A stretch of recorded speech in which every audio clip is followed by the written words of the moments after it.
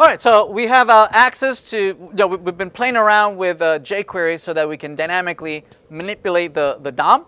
But we're a little bit frustrated because all our manipulation is it's all on the browser, right? It cannot survive a refresh. We need some place where we have this data a little more permanent, right? And the only way to make this permanent is to go out back to the server. The server is the one who has access to the file system, maybe a database, right? And so let's switch gears a little bit here. All right, so I'm going to open up the same exact project, but I'm going to open it up with either IntelliJ or STS or Eclipse or whatever framework you might want to use, because we're going to be coding a little bit on Java now. Okay, we did a lot of HTML, CSS, and JavaScript. Let's switch over to the server side programming here. Right, so let's close all this, and I'm going to import the project. It's the same exact project I have open here with WebStorm, and it's Summer 1, right? So let me open that. I'm going to import it here. Import, and it's an existing Maven project, and it's under Annunziato, webdev 2019, Summer 1, and there it is. So let's open it up. There it is. It's this one right here. All right, so what we want to be able to do is to host some data, right? So what we'll do is that we'll need some actual classes and objects, so we can instantiate a couple of users that have usernames, password, first name, last name. So let's do that. Let's model a user. I'm going to put it under this package over here. We're going to say a new Java package, a new class is going to be a user. I'm going to put it under a package called models. Right, here's my user model, and I'm going to say finish, and there it is. So let's create a user. So this user might have a private string username and a private string password, a private string first name, and private string last name, right? And we'll leave all the other fields for you to complete. Let's create here a couple of setters and getters for each one of these. There we go. So we have first name, last name, and whatnot. Maybe we can create some convenience constructors. So let's say we'll create a source, create a couple of constructors using all the fields, and we'll add it at the bottom. Okay, there's our constructor. And just to make sure we follow naming convention, we also need to have a no argument constructor. So deselect all, and I'm going to add it at the bottom. There's no argument constructor. Perfect, excellent. We can now have instances of users. Yes, right. Now I need to be able to host somewhere some array of initial users. Yes. So that I can go and fetch them from our client. I'm going to have our client, our jQuery client, come and fetch data here from our server. Right? That's the only place where the client can go fetch data, only going back to its original server where it came from. Yes? So let's do that. So in the Java world, the way we do that is to create what is called a service, a data service. Right? So we'll do that. Let's create here just a plain old Java class, and it's going to behave very much like a controller, a data controller, right? That is going to expose a URL, and that URL will be mapped to some data source, right? And that data source, it will come back as an array of users, right? So let's do that. So we're going to say a controllers. Oops, the name. This is going to be a user controller. There's our user controller. And what we want to be able to do here is declare a couple of users. So maybe this will be users, and this will be an array of users. And so this will be new user, and it'll have maybe the username Alice, the password also Alice, first name Alice, and last name Wonderland.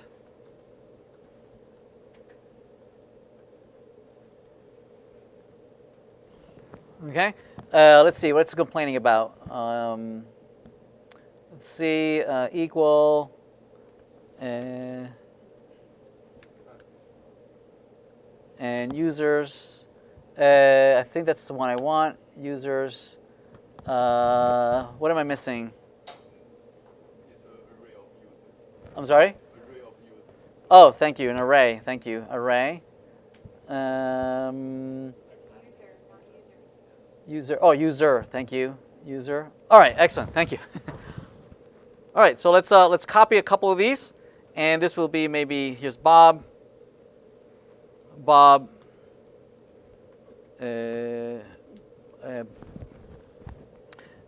Bob the Builder. Here we have Charlie. Charlie. And this is Charlie Brown. Okay. All right. So we have a couple of users. So we want to expose this data, right? So we want to have maybe call a function here that might be public and returns an array of users. Find all users, right? That we want to be able to call, and it just returns the users here, right? Presumably this is private,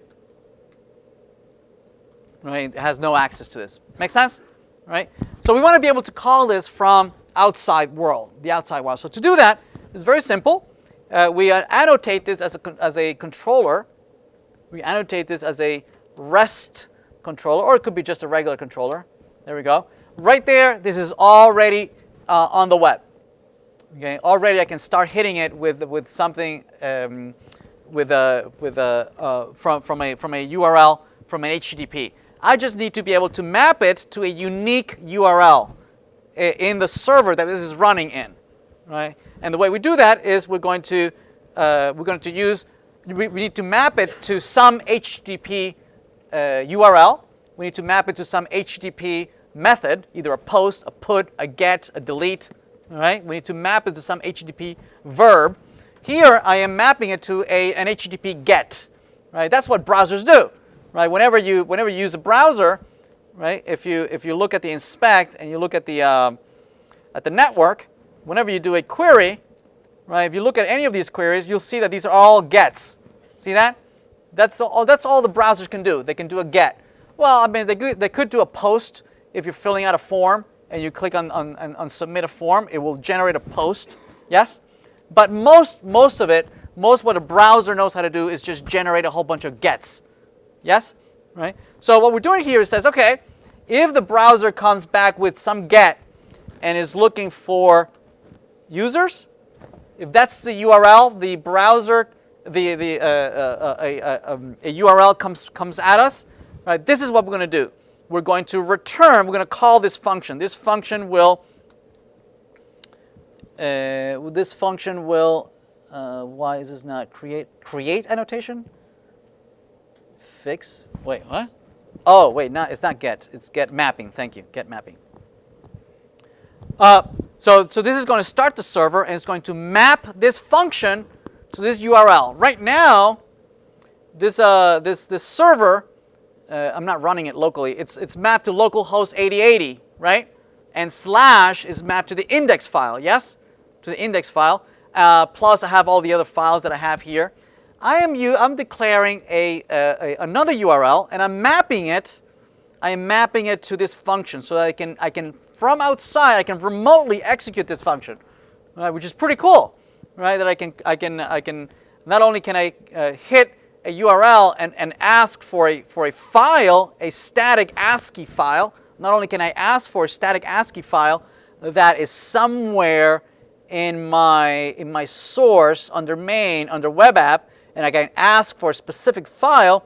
I can also ask for some dynamic data, which is pretty cool. I can execute a function as opposed to just ask for a static file. You see that? All right. All right. So let's try it out. Let me run here. Here's where the main entry point of all Spring Boot applications. When you do Java, jar, target, and whatnot, this is the function that runs. This is the main function. This is the main entry point to our web application. So we can just run it. Run as Java. And this will run it inside of the IDE. It'll compile, it'll deploy it, and start running at localhost 8080. Right? Okay, so it's listening at 8080. So let's try it out. And say localhost 8080. And we still have the index there, right? We still have that dummy home page is still there, login is still there, right? But, right, I have now created a brand new URL mapping that is to users, which returns data now. See that data? That's the array. That's the array that I declared, right? It's the function that executed. And what did it return? It returned that array, right? That notice the format though, right? It's not in Java format, right? It's not in some pointers or anything like that. It's in JSON format, right? It used to be a while back that this would have come back as XML, right? And at the beginning of the century, XML, was very, very popular, and all these types of communication, right, of asking data across the network, were very, very popular to use XML. Yes. That's just giving me some weird issues with the Spring framework import. All right, let's deal with that after that. So this data is now accessible. Anybody who knows this URL, right, can access this data. Right? So we got to be careful if we want to make this data available to everybody, right? If it's useful to make it sure, especially because we have some passwords here, right? Who has access to this information, all right? So perhaps this URL should be behind some firewall. Might need some login information. Who are you? Who's asking this information for, right? But if it's songs and movies and whatnot, maybe nobody cares, right? And so if there's a lot of websites that you can access data that is publicly available. Yes.